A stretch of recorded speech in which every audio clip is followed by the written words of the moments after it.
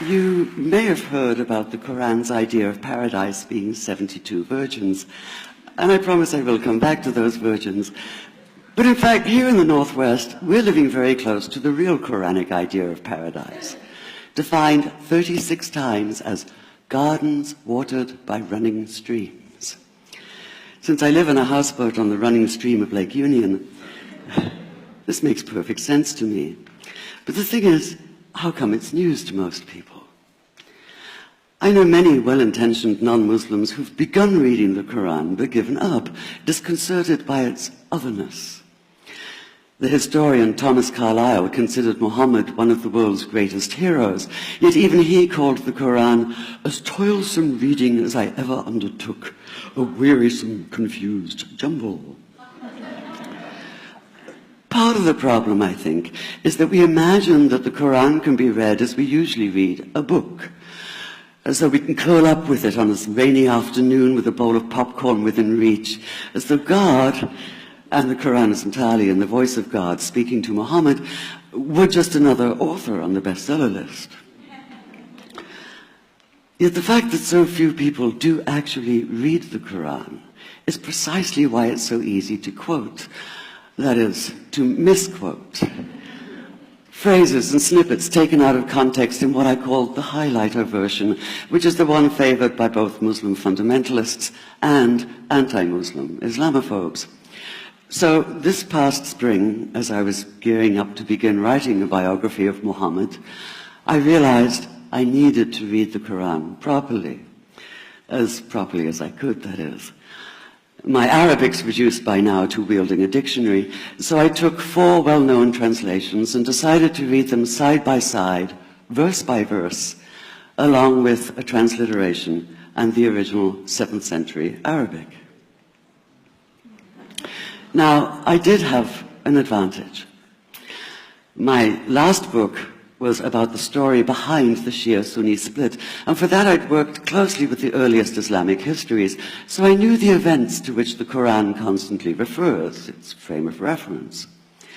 I knew enough, that is, to know that I'd be a tourist in the Quran, an informed one, an experienced one even, but still an outsider, an agnostic Jew reading someone else's holy book.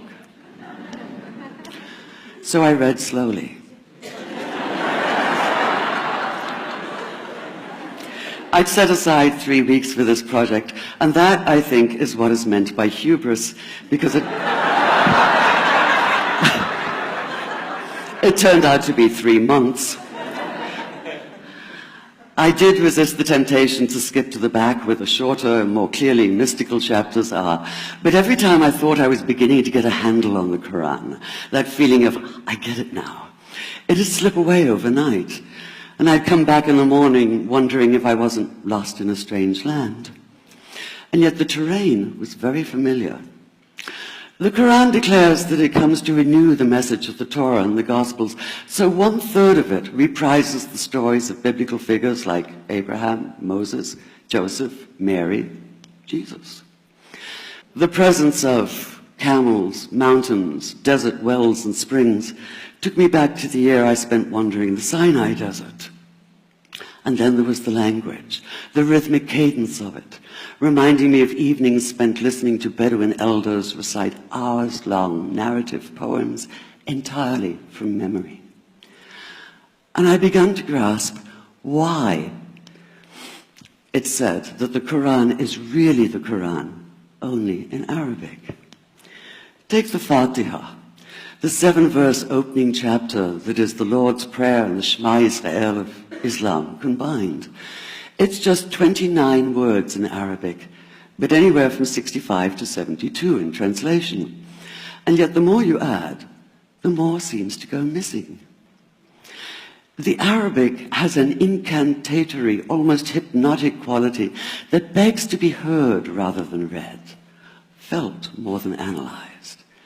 It wants to be chanted out loud, to sound its music in the ear and on the tongue. So the Quran in English is a kind of shadow of itself, or as Arthur Arbery called his version, an interpretation. But all is not lost in translation. As the Quran promises, patience is rewarded, and there are many surprises. A degree of environmental awareness, for instance, and of humans as mere stewards of God's creation, unmatched in the Bible. And where the Bible is addressed exclusively to men, using the second and third person masculine, the Quran includes women, talking, for instance, of believing men and believing women, honorable men and honorable women. Or take the infamous verse about killing the unbelievers. Yes, it does say that, but in a very specific context. The anticipated conquest of the sanctuary city of Mecca, where fighting was usually forbidden. And the permission comes hedged about with qualifiers. Not you must kill unbelievers in Mecca, but you are allowed to, but only after a grace period is over. And only if there's no other pact in place. And only if they try to stop you getting to the Kaaba. And only if they attack you first. And even then, God is merciful, forgiveness is supreme, and so, essentially, better if you don't. This was perhaps the biggest surprise. How flexible the Quran is, at least in minds that are not fundamentally inflexible. Some of these verses are definite in meaning, it says, and others are ambiguous. The perverse at heart will seek out the ambiguities, trying to create discord by pinning down meanings of their own. Only God knows the true meaning. The phrase, God is subtle, appears again and again. And indeed, the whole of the Quran is far more subtle than most of us have been led to believe, as in, for instance, that little matter of virgins and paradise. Old-fashioned Orientalism comes into play here.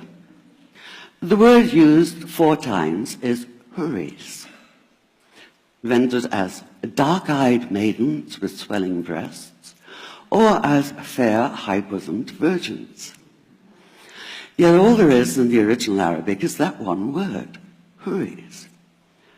Not a swelling breast or high bosom in sight. Now, this may be a way of saying pure beings, like in angels, or it may be like the Greek kos, or kore, an eternal youth. But the truth is, nobody really knows, and that's the point. Because the Quran is quite clear when it says that you will be a new creation in paradise, and that you will be recreated in a form unknown to you, which seems to me a far more appealing prospect than a virgin.